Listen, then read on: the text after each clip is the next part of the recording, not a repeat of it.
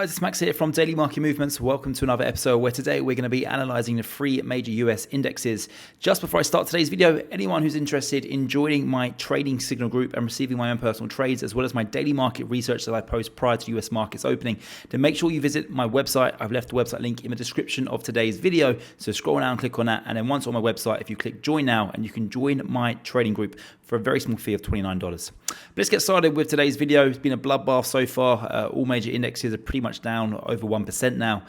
We have the 10-year, it's surging today. We had GDP data that come in stronger than expected, 4.729%. So we're now broken above 4.7%, and that, of course, is weighing on equity prices. We need this to peak. If we had, I think there was some historical data that I actually saw that a 10-year that trades above 5% is actually very, very negative for stocks.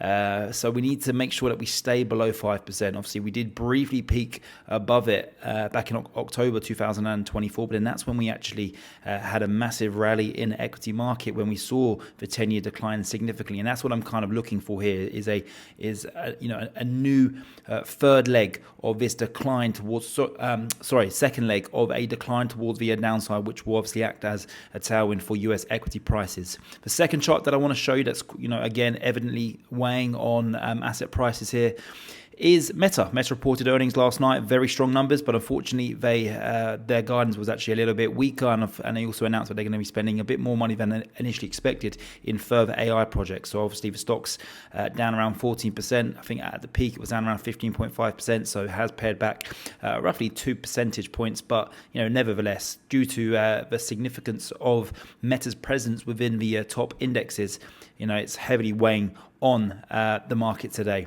And then finally, if we just quickly go over to the S&P500 and the Nasdaq and the DowJones30, looking at the S&P, currently find ourselves trading near the session lows here at 4,996. So we're testing that 5,000 area. This is an area where I do expect will likely hold in terms of support.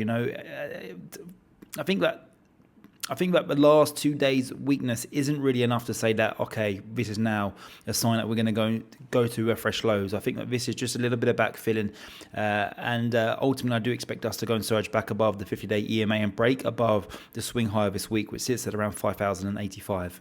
Then if we just move to the Nasdaq100, we're down 0.7% here, 11,250, very similar to the S&P 500. I don't think that this is the start of anything new.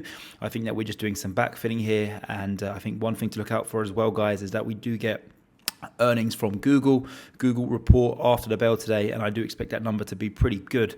How the stock reacts, that's a whole other question. I thought that Meta's quarter was going to be very strong yesterday, and it was, but obviously the stock sold off due to additional comments given by Mark Zuckerberg. So you just never know, but I do expect that the numbers are coming strong for Google, which is certainly a positive if the stock can react in a positive manner.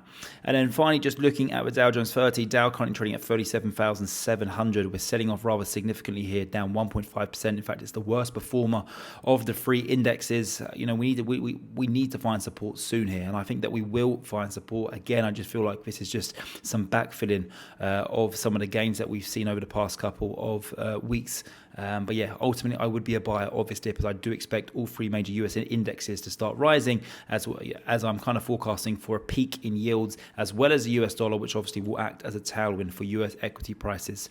That's going to wrap it up for today's video, guys. Don't forget, if you want to join my signal team, then make sure you visit my website, dailymarketmovements.com. I charge a very small fee of $29. The link is in the description of today's video, and I will see you all, guys, all tomorrow. Thank you very much.